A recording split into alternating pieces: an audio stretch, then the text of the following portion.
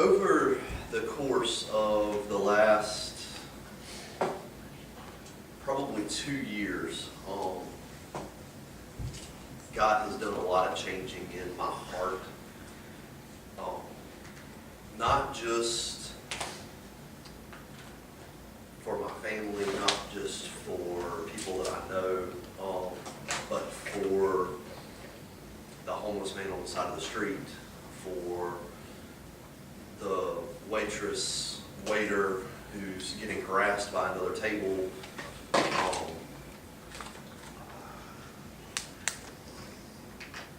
just people.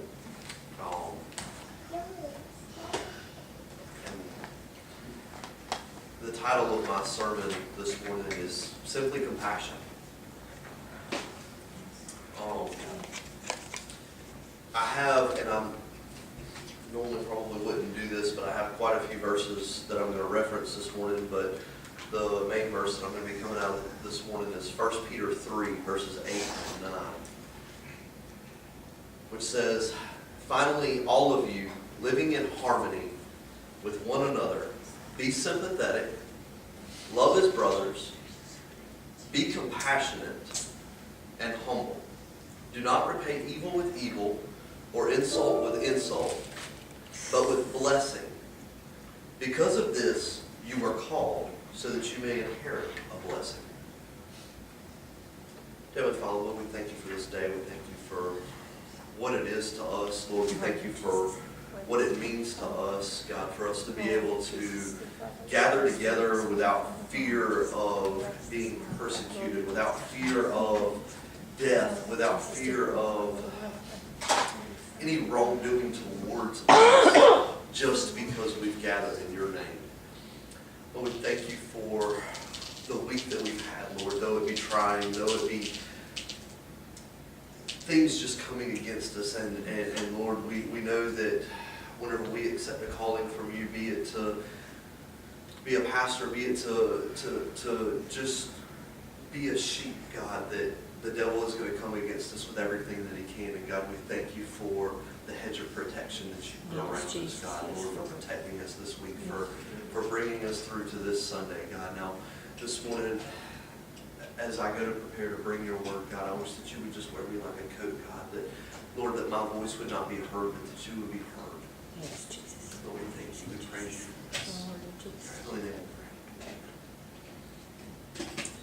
Lord Jesus. As I was studying for this morning, this word compassion came up quite a few times this week, and God really laid it on my heart. So I looked up the Greek word for this word compassion in this verse. I looked up our version, the English version of compassion, and in studying, I have learned that the Greek, the Hebrew, they have a lot of words that we can't explain. Just like the word love, there are about 4 or 5 different versions of the word love that they use. The love that I have for Brother Jimmy is different from the love that I have for my wife. The love that I have for my wife is different than the love that God has. It's the same for this word compassion. But I'm going to read you our definition of compassion. It is a sympathetic consciousness of others' distress, coupled with a desire to alleviate it. That's compassion. Whenever I think about that, that's not just passing by the homeless man and saying, "I'd like to give him $5 so that he can go get a hamburger." That's driving by that homeless man and having such a gut-wrenching feeling, knowing that you're going home to a house and that he's not. Coupled with a desire to have a home for him. It's not just wanting to help. It's being so compelled to help that you go home and cry because you can't. That's compassion.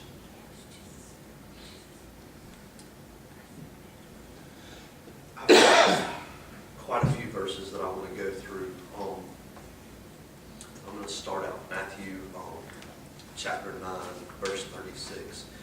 It says that when Jesus saw the crowds, he had compassion on them because they were harassed and helpless like sheep without a shepherd. Now, whenever Jesus had compassion for something, he helped. He done what he could. Then he said to his disciples, the harvest is plentiful, but the workers are few. Ask the Lord of the harvest, therefore, to send out workers into the harvest field. And then Jesus sent the 12 disciples out. There was a compassion. He saw that there was hurt. And therefore, he did something about it. That's what we were called to do. He sent the 12 out. But that wasn't the only ones that he sent out. That's right. He sent out Brother Jimmy. He sent myself. He sent my wife. He sent Miss Jenny. He sent every one of us out. That's right. That he saw, That's and the therefore Lord. he did something about it. That's right. Bless you, Jesus. I'm going to move over a couple of chapters. Matthew 14, verse 14.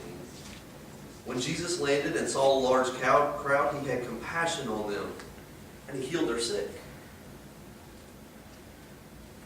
He come in on a boat. He pulled up. He saw. He had compassion. And it didn't say that he healed some. It didn't say that he healed a few. It said he healed their sick. That's right. If you were sick, you were going to be healed. Whenever he landed, that was it. That's right. Thank you, Lord. He had compassion. He had that gut-wrenching feeling.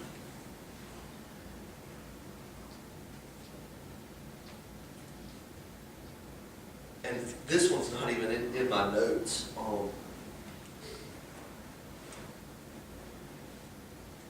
But I'm going to go to, and this is, I'm right in the middle of it. And I'm going to go to the cross. Thank you, Not Lord. once, not twice, but 3 times Jesus went back and said, Father, if there's a way, Yes. take this cup from me. Yes, Let it he pass. did. Yes, he did. Thank you, Lord. The amount of compassion that it Yes. took Thank you, Lord. to walk the hill, Yes. knowing what was fixing to happen. Oh, yes. Thank you, Lord. That amount of compassion Oh, for yes. us. Now, I could take and I could go through the entire New Testament and show you moment after moment after moment in Jesus' life of compassion. And I'm going to continue on. Moving over to Matthew 18, verse 33, it says, and this one's a little on the special side. I've got a couple that are special. It says, and this is, most of you actually know this is the parable of the unmerciful servant. And this one goes a little bit further beyond. It says, shouldn't you have had mercy? Shouldn't you have had compassion on your fellow servant, just as I had on you? See, the master already knew he had compassion in his heart for his first servant, because he knew he would never be able to repay the debt. But he had a compassion in his heart that said, I know he can't repay it. What can I do to fix it? So he just forgave the debt. Uh-huh. That's the type of compassion that we should have. That's right. Moving over, again in Matthew, and I love the book of Matthew. It's probably one of my favorites. Chapter 20, verse 34, it says, and this is the 2 blind men. It says, Jesus had compassion on them, touched their eyes, and immediately they received their sight and followed him. That's right. Bless you, Jesus. Lord Jesus. He had compassion.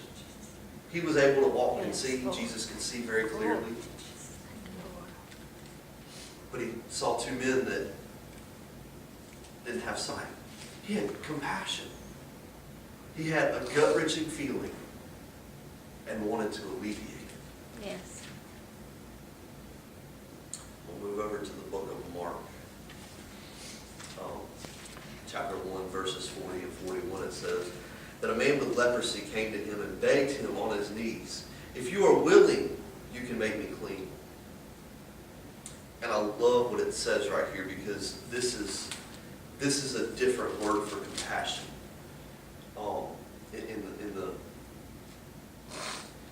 It says, filled with compassion, Jesus reached out his hand and touched the man. "I am willing," he said, "be clean." Yes. And immediately the leprosy left him and he was cured.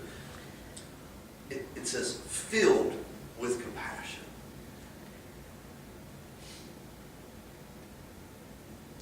If we're filled Blessed with Jesus. compassion, Yes. Yes. if something's full, there's no more room. That's right. There's room left in this water bottle. If I open it up, it's not going to spill. But if we're filled with compassion, that means there's no room for anything else. Yes. There's no room for hatred. No. Thank you, Lord. There's no room for anything. That's right. And let's look at compassion. What is compassion? It's wanting to help someone else. Well, what were we put on earth to do?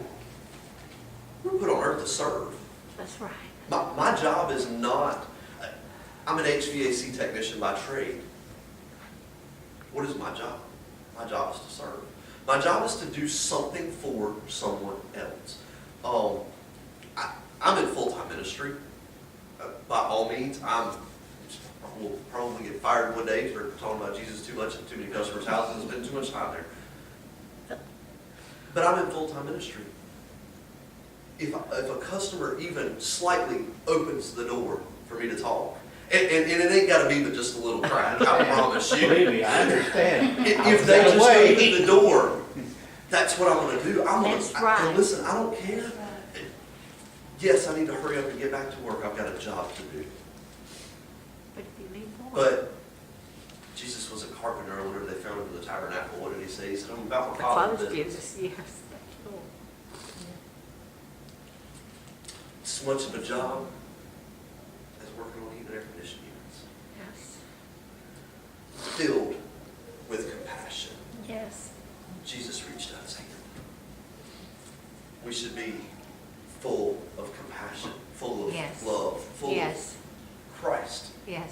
Because everything I've read seems like Christ was compassion. Yes, he was. Thank you, Lord. He was.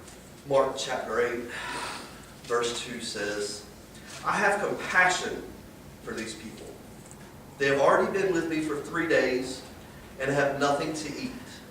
If I send them home hungry, they will collapse on their way because some of them have come a long distance." Jesus had compassion on people, and there was a multitude with him. It wasn't one or two. It wasn't a small church. He had a multitude following him. And he had compassion, not for his 12. He had compassion enough for every one of them. I don't want to see one of them hurt because they have me. Did he fix it? Yeah, he fed 4,000 people.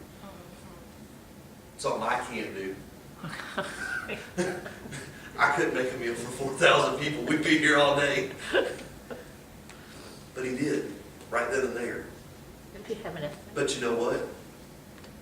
If you were filled with compassion and you gave out of your heart That's to the right. homeless man, Yes.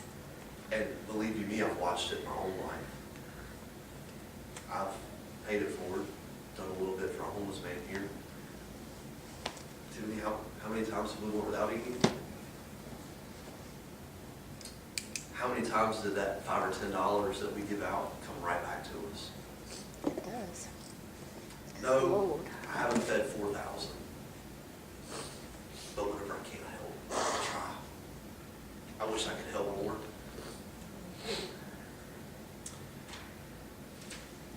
I'm going to move over to the book of Luke. And this one,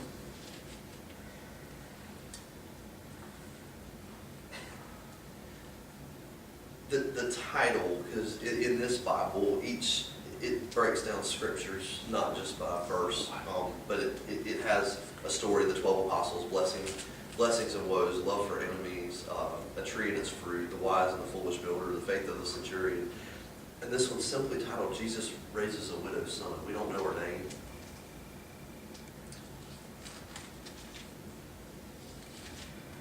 It's in Luke 7, verse 13, where it says, when the Lord, Jesus, saw her, his heart went out.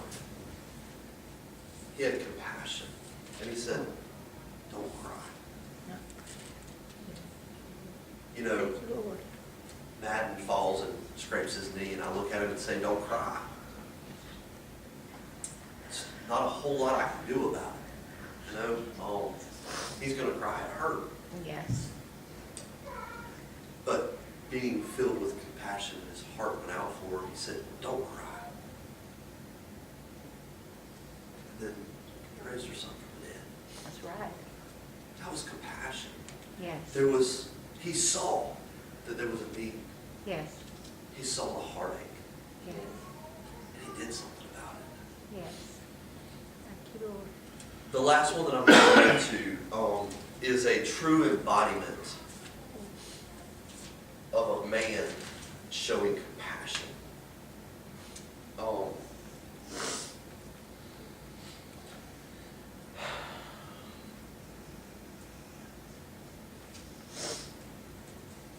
This is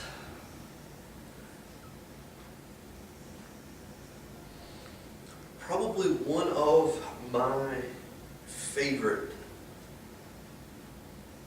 parables in the Bible. And there are quite a few of them. But this one touches my heart. It's the parable of the lost son, the prodigal son. Mm-hmm.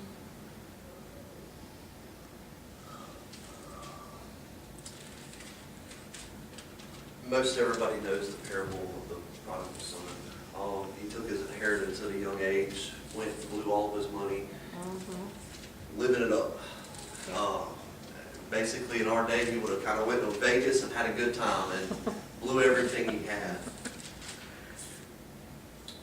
And one day he wakes up and he's eating out of a hog trough. Mm-hmm. And he says,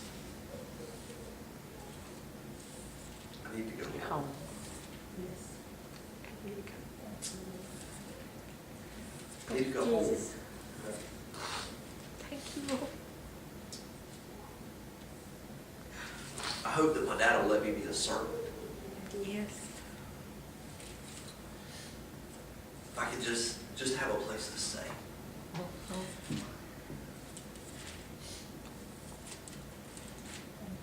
Verse 20, it says, so he got up and he went to his father. But while he was still a long way off, his father saw him Thank and was filled with compassion for him. you, It says he ran to his son, threw his arms around him, and kissed him. Glory. Thank you, Jesus. Thank you, Lord. It's a great parable.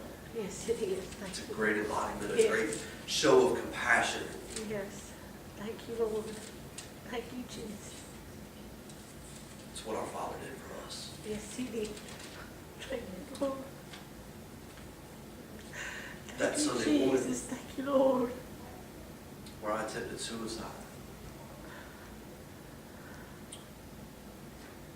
my Father saw me. A long way. He came, Yes, he he wrapped did. his arms around me, Thank you, Lord. and he kissed me. Yes, he did. Thank And you. here I am some 8 years later, 8 years later.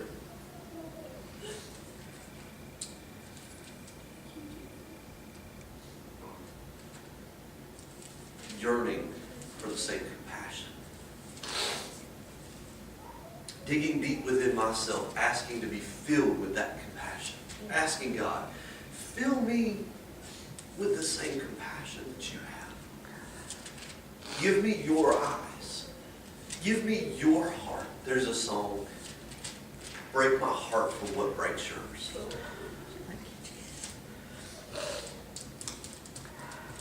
When we ride down the road, when we go to the grocery store, when we go to the gas station, when we go out to eat, look through God's eyes. See the person standing in front of you. Look at him and ask God. Because it's happened to me. I'd be standing in line and God literally showed me what somebody's going through. And my heart breaks. And you could see it all over their face.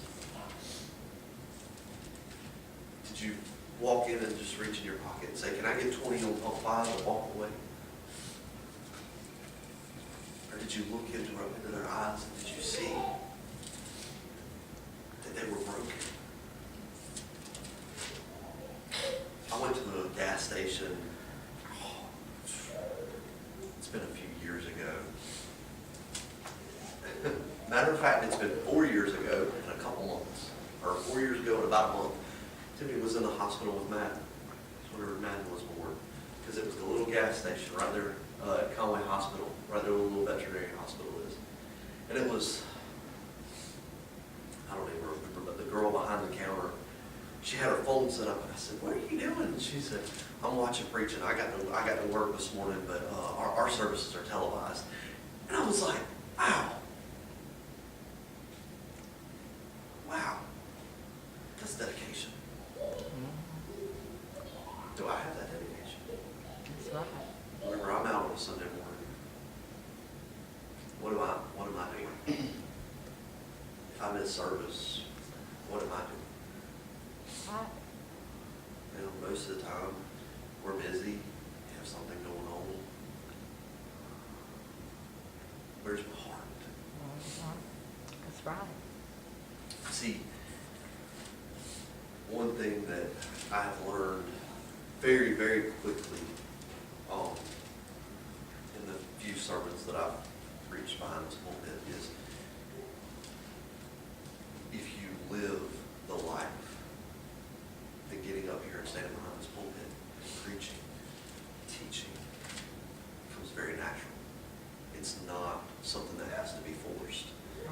I don't have to have 15 pages of notes to go through because all I'm doing is letting my life, what God has shown me in my life, come flowing out. I let what has been taught to me, I assume that it's for the congregation also. Because why would God give me something that I would not be able to freely give to someone else? When He teaches me, part of my job is to teach here, to allow what He has shown me, what He has given me to flow out freely. That word compassion, that deep, gut-wrenching feeling whenever you see somebody that's hurt, somebody that's broken, somebody that's hurting, somebody that's grieving, someone that's happy. See, because compassion doesn't always have to be a bad thing. You can be so happy for someone else because you have compassion. You have that connection with them. That you feel like you are them. See, that compassion that we have should be something that allows us to be joined with someone else. Whenever you see someone hurting, that compassion would almost make you feel like you're in their shoes. When somebody has an amazing birthday, an amazing whatever, they get a new house, we shouldn't be, oh, I can't believe they got a new house. How in the world are they going to pay for it? Be happy for them. Have compassion with them.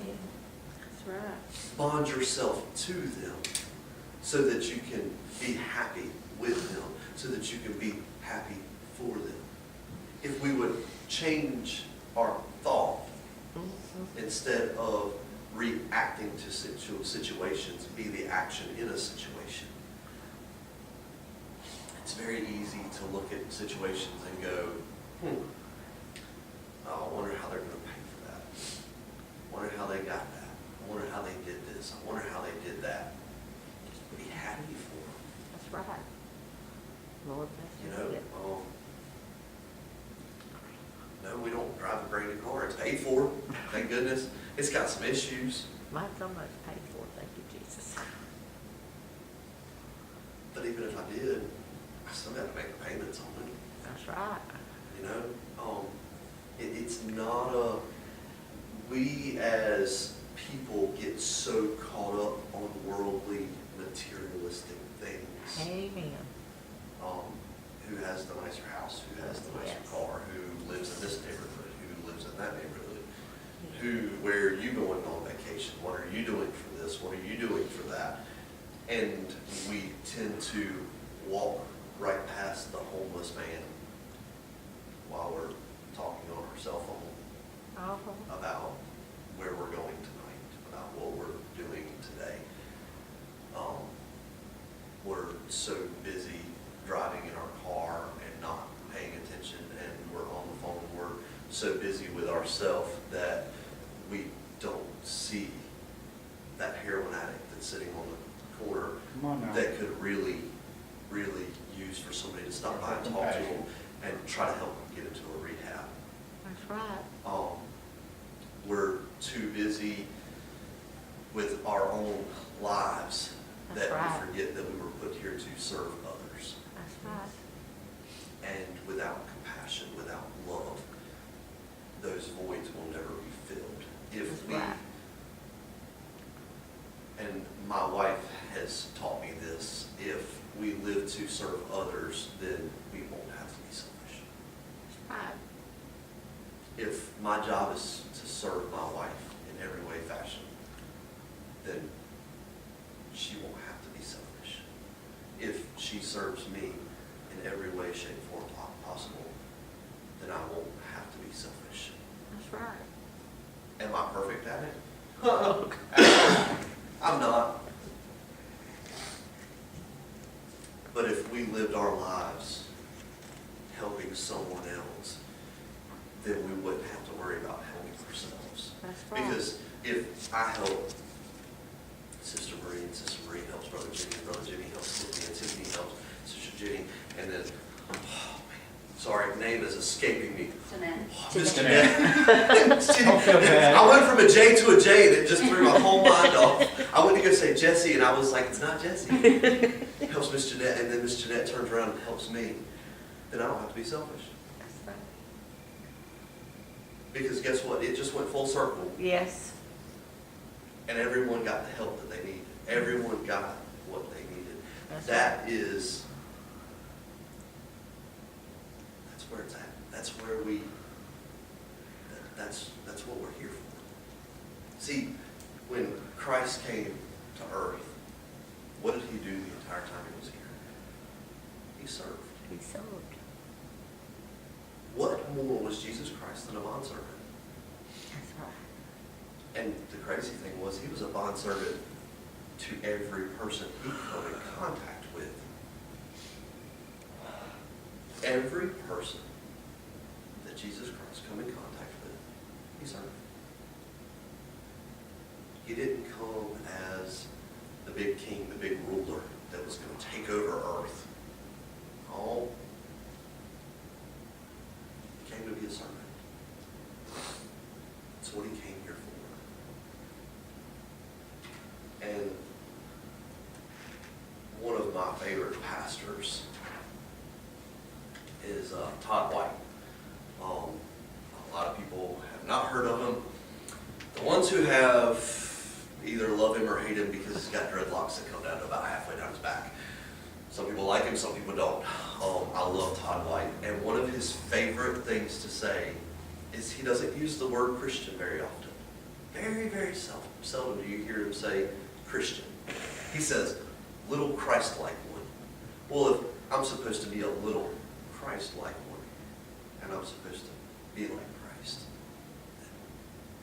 Compassion, servanthood should be my life. It should be everything that I do. In every situation, I should find a way to serve someone. And listen, I'm not perfect at it. It is something new for me. I have lived 90% of my life up until the last few years as a very selfless person. Everything I did was for self. And so for me, it's my granddaddy would say, it's a tough road to hoe. But I've learned that the more I do it, the easier it is, the more natural it becomes. And the more it's a desire. That's It's right. not something that I have to force. That's right. And I apologize for using my own life as an example for most things. But one thing that I truly believe is that a lot of times we put pastors and preachers up on a pedestal. And I think that it is very important for me to let everyone know that I'm no different. That's right. Pastors are no different. Bishops are no different. Overseers are no different. Every one of us are human. That's right. And that's why I love to use myself as an example. Whenever I mess up, I want somebody to know. Because I'm not perfect. I never will be. Not here. Not in this lifetime.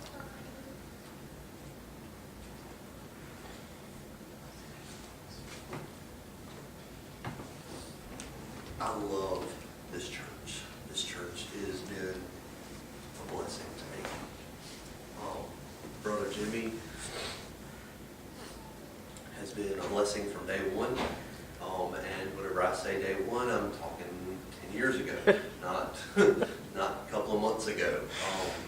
Though there were many nights I wanted to walk away from that little desk and go, oh, you just hush, leave me alone. There was something about it that kept me sitting there listening. Oh, I do that sometimes too. He told us to pray about you. We didn't know who it was or nothing, but he said, Oh. we know this man needs God, and he said, I'm after him. This opportunity, most people have no idea what it means to me. It is a promise that God has fulfilled. Jesus.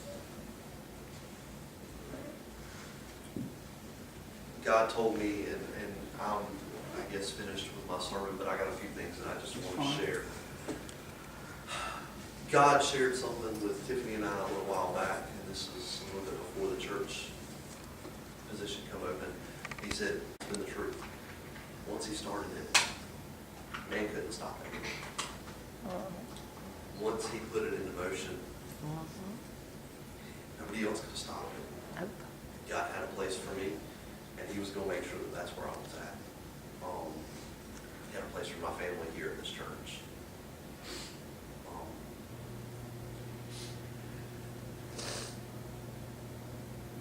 Do you mind if I just speak for a few minutes Go just ahead. to the church? It's your pulpit. I have a few things that, and these are things that Brother Jimmy and I have been talking